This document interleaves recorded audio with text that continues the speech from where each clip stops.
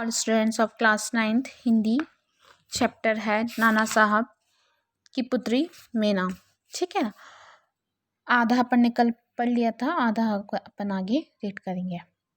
और हम governor general की आज्ञा के बिना यह संभव नहीं। नाना साहब पर अंग्रेजों का क्रोध बहुत अधिक है। नाना के वंश या महल पर दया दिखाना असंभव है। सेनापति है तो लॉर्ड कैनिंग गवर्नर जनरल को इस विषय का एक तार देना चाहिए। तार मीन्स क्या होता है, एक सूचना देना चाहिए। ऑटरम, आखिर आप ऐसा क्यों चाहते हैं? हम यह महल विध्वंस किए बिना और नाना की लड़की को गिरफ्तार किए बिना नहीं छोड़ सकते। सेनापति हे मन में दुखी होकर वहां से चला गया।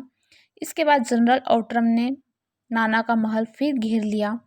महल का फाटक तोड़कर अंग्रेज सिपाही भीतर घुस गए और मीना को खोजने लगे, किंतु आश्चर्य है कि सारे महल का कोना कोना खोज डाला पर मीना का पता नहीं लगा।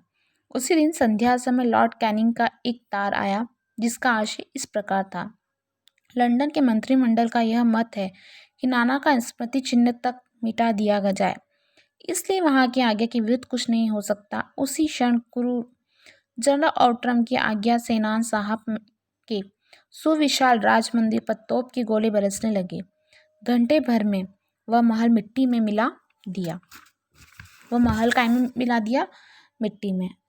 आगे उस समय लंदन के सुप्रसिद्ध टाइम्स पत्र में 6 सितंबर को यह एक लेख में लिखा गया कि बड़े दुख का विषय है कि भारत सरकार आज तक उस दुर्योधन नाना साहब की नहीं पकड़ सकी जिस पर समस्त अंग्रेज जाति का भीषण क्रोध है। जब तक हम लोगों के शरीर में रक्त रहेगा तब तक कानपुर में अंग्रेजों के हत्याकांड का बदला लेना हम लोग न भूलेंगे।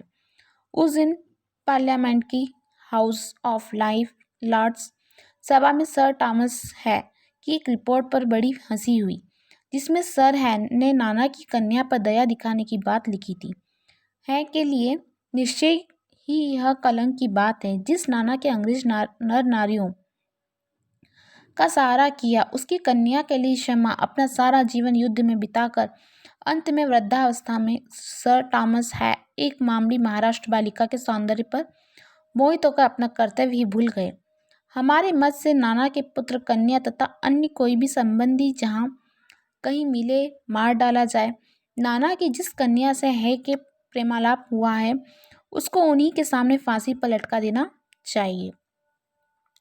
सन 57 के सितंबर मास में अर्धरात्रि के समय चांदनी में एक बालिका स्वच्छ उज्जवल वस्त्र पहने हुए नाना साहब की भगवान शिष्ट प्रसाद के ढेर पर बैठी रो रही थी।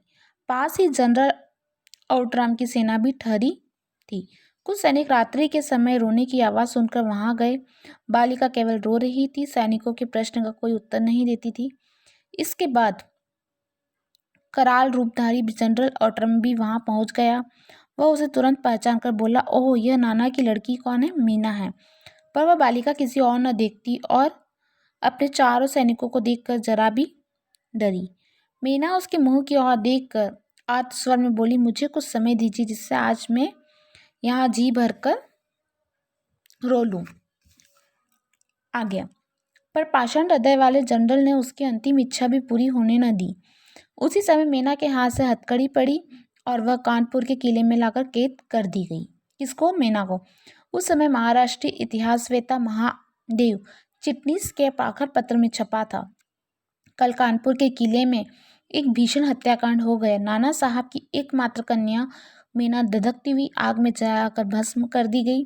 भीषण अग्नि में शांत और सरल मूर्ति उस अनुपमा बालिका को जलती देख सब ने उसे देवी समझकर प्रणाम किया। तो यहाँ ये चैप्टर अपना कंप्लीट होता है। कल मैं इसकी आपको एक्सरसाइज करवाऊंगी। Okay, thank you.